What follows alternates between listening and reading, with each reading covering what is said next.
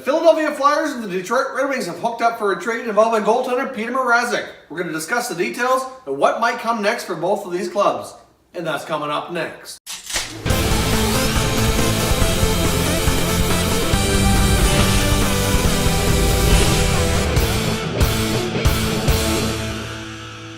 Hey everyone, and welcome back to another video here at Top Shelf Hockey. If you're new to the channel, thanks for stopping by. We review and discuss all 31 NHL teams. So if you're a huge hockey fan, consider subscribing and clicking the bell so you don't miss anything. Alright, so as we've speculated here before, the Philadelphia Flyers more than likely are going to need to go out and get a goaltender. Obviously, Brian Elliott's down for about 5 or 6 weeks after having surgery. And then Michael Neuwirth, who's primarily been their backup, went down with injury as well. I haven't seen many reports outlining exactly how long he's going to be out. But either way, right now the Philadelphia Flyers are in quite a fight for a playoff spot. And if they go too long without a solid goaltender in the net, they're certainly going to be at risk of missing the playoffs. Considering the Flyers have not consistently been a playoff team for the last number of years, they don't want to miss out on an opportunity to get in. As we've seen many times in the playoffs, if you can get in the playoffs, anything can happen and you can have a chance to make some noise and see what your team is capable of. So Ron Hextall went out to the Detroit Red Wings and made a deal to obtain goalie Peter Mrazek. Now, it was reported a couple of days prior to this deal going down that Detroit was offered a third-round pick and had declined the offer. Obviously, what ended up happening is Mrazek goes to the Flyers for a third and a conditional fourth-round pick. So Philadelphia had to sweeten the deal a little bit. That conditional pick, I believe, is contingent on whether or not he re-signs in Philadelphia, as his contract is going to expire this summer and he's going to be a RFA. So he more than likely gets retained by Philly, but obviously they're going to have a little bit of a crowded crease in the Flyers' net. So something is going to have to give here, whether it be between now and the deadline. If not, then in the offseason for sure. Personally, I would think they'd try to get something done before the deadline, if possible, just so they can have more flexible roster options for other players on defense and forward. I don't see them really wanting to carry 3 goaltenders. I mean, I guess they could put maybe Neuwirth on waivers, for example, and he could go down to their AHL farm team. That is a possibility, but I can't imagine that they would want to risk losing an experienced NHL goalie without getting anything in return. So what happens next? Obviously, Elliott's going to be out for a while. You got Neuwirth who's going to be out for a little while. Alex Lyons has played pretty well as a rookie for the Flyers. I mean, he has his first few games though were pretty rough. He's had some better performances lately, and I certainly don't think they had the confidence to stick with him as their primary guy until they get one of Elliott or Neuwirth back. As far as I know, I would imagine Neuwirth will return before Elliott. So I'm not really sure what goes down here. I mean, if it wasn't for the trade deadline, if we were earlier in the season, we may see, we might see some more options here for the Flyers because they wouldn't have to kind of rush into a deal. But the trade deadline is only 6 days away. So they don't have a lot of time here. So if they're going to move another goalie, and if they do, it's going to be Neuwirth. I can't imagine they're going to move Elliott. For starters, he's injured out longer term. So that's going to be, obviously, a lot of teams would be hesitant to make that move. And secondly, I think Elliott's the better goalie. And really, if they can go into next year with Elliott and Mrazek as a combo, I think that's an upgrade on Elliott and Neuwirth. I mean, Mrazek has had a little bit of an up and down time in Detroit. But the fact of the matter is he's younger. He's got some decent experience under his belt. And really longer term, I think he's a better option than Neuwirth is. I'm not sure how long Elliott will be there for. At some point in time here in the next couple of years, I firmly believe that the Flyers are going to be going to Carter Hart as their main goaltender, but that's probably a couple of years away. I mean, at this point, he's going to be finishing up his junior career this year and likely move into their AHL system next year for a year or two of seasoning. It's hard to say how quickly he'll make it to the NHL. At this point in time, though, everything looks to be well on track for him to be the goalie of the future for the Flyers. But at least with Mrazek and Elliott, they have time to bide here before that happens. At some point in time, maybe it could be Hart and Mrazek in the net for the Flyers, and that might be a pretty good combo in a couple of years' time.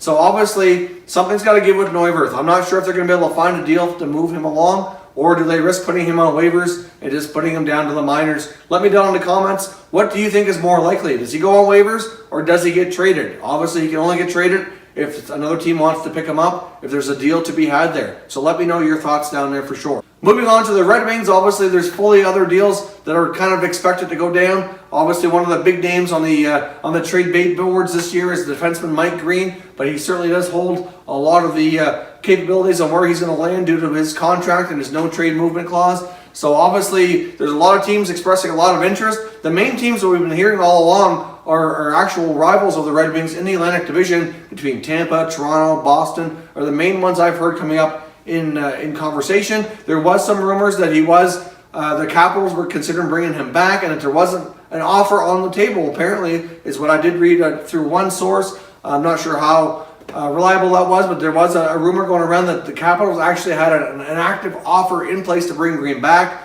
Obviously, that never happened, and now the Capitals have gone and brought in another defenseman, Kempney from Chicago, so that makes less likely that they bring in anybody else. I think they've gone ahead and added a depth defenseman for the playoffs, and I don't see the Capitals, to be honest, doing a whole lot more. I think they've learned a lesson in the past about making some of these deals, and I think they're probably going to stand pat for the most part, except maybe a depth move. But I don't see Green going back to Washington now that deal's gone down. So obviously there's lots of other dominoes in effect here, and I think some of those other players on the market will impact where Green goes. Obviously we need to see a couple of more moves go down to kind of open up the floodgates. But personally, there's another rumor that Tampa Bay is looking at not only Green but other defensemen as well. So it kind of depends on where things go. They've been linked to a lot of players, some bigger name players as well that would be more high profile than Green. So it's really hard to say. But I fully suspect Mike Green to get traded. So leave some comments down below. Where do you think Green ends up? There's lots of rumors,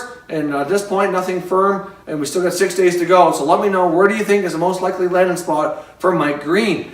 Now, some other players in Detroit that I've been hearing in the trade rumors also include Danny DeKeyser, Gus Nyquist, Thomas Tatar. I think they're willing to trade just about anybody there. Obviously, there's some older guys with some not so favorable contracts that likely aren't going to get moved as much as Kenny Holland probably would like to. But, this is probably not going to happen. Like when you look at Darren Helm, Justin Applicator, just to name a couple good examples, I just don't see them going anywhere due to their contracts.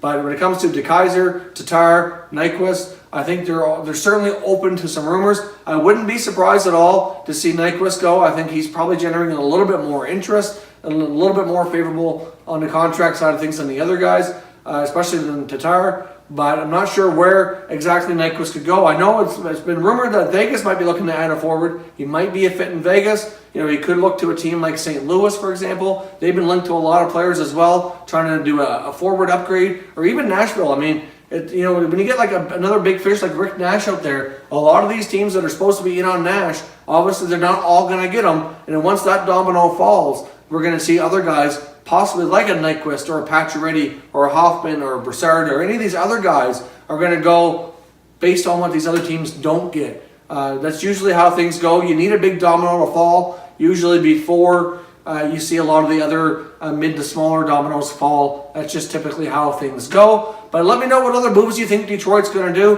Personally, I can see them moving possibly DeKeyser as well as Nyquist for the right price, of course. And you know what? I'm not really sure how Kenny Holland's going into this trade deadline, because I'm not sure that he's even going to be back in Detroit next year. He does not have a contract. In my opinion, he's in the past has been a pretty good GM, but in the last number of years, he's really put Detroit in a lot of serious salary cap trouble. I don't think that ownership right now is really willing to re-sign him. I can see him moving on after this season. I think he's kind of a lame duck GM, and I just don't see him coming back. And I think it probably would be great for the Red Wings to have a fresh start with a fresh management team kind of taking things over in Detroit and seeing if they can get this franchise back on track.